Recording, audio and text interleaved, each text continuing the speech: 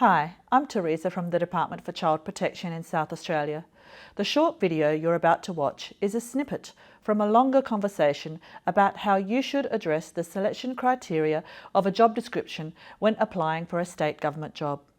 You can watch the full half-hour video on our YouTube channel if you'd like to give your application an advantage. We hope you find it useful. So now your final step is to check your work. A lot of people are not great at checking their own writing. What tips could you offer them? Well, I have a series of questions I ask myself, and for each question, I look over my application again. Remember, if you want the job, you have to put in the effort. So a few extra reads of your application can make the world of difference. Ooh, yes, it can. So what do you ask yourself? Well, first question, have I used positive and specific language? It's important to avoid ambiguous or unclear expressions like saying, I was involved in or I assisted with.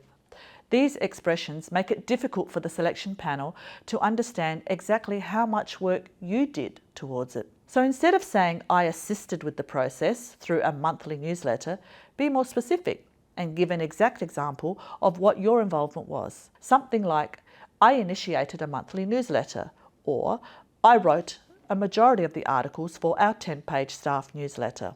Words and phrases which could reduce credibility should also be avoided.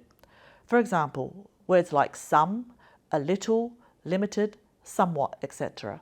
Following on from that, the next question I ask myself is, have I used strong action words? Avoid using passive language when describing your experience.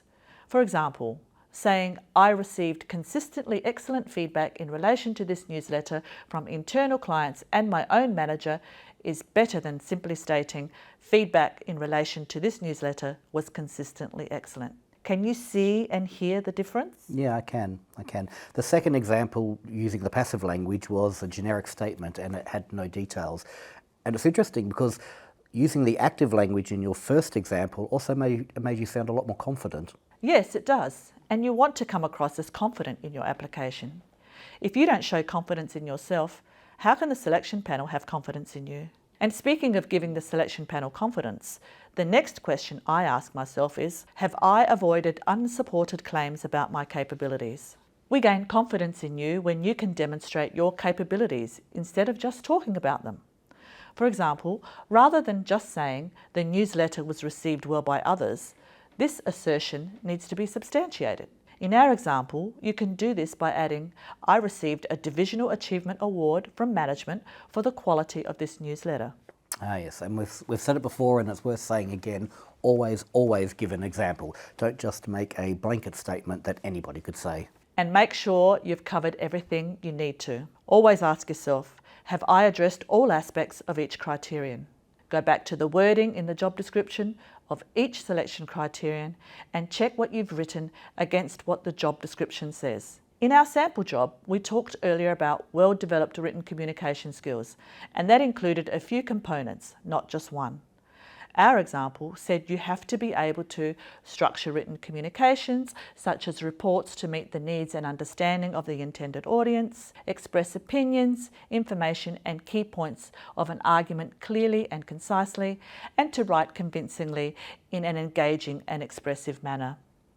Reading back on my earlier response, I referred to that first point, structure written communications to meet the needs and understanding of the intended audience, but not the other two. So just to jump in for a moment, that was the response where you were the research and support officer at the Department for ABC, the one where you created a monthly newsletter for which you got an excellent feedback and a Divisional Achievement Award, right? Yes, we're still using that one. It's a great example of giving an example. But when I review my application at this point, I can see now that I didn't fully address that particular selection criterion. Of the 3 points covered under that criterion, I only responded to the first one. So I now need to go back and expand on my answers to address those other 2 issues as well. And while I'm at it, I should also consider the language used in each of the selection criteria. Is it asking about my skills or my knowledge? If the criterion was focusing on my actual experiences that put my skills to use, I need to give examples, as we've just done. If the criterion was phrased as having knowledge of effective written communication skills and techniques, this would require different examples, which don't necessarily rely on a description of my actual performance in the workplace. You might instead refer to the high distinction you got for the subject in university, or show your awareness by referring to how you keep your knowledge up to date on that topic. It's a lot of information to consider and some good advice. Thank you for that, Teresa. I hope it's going to be a lot of help to anybody applying for a job with the department.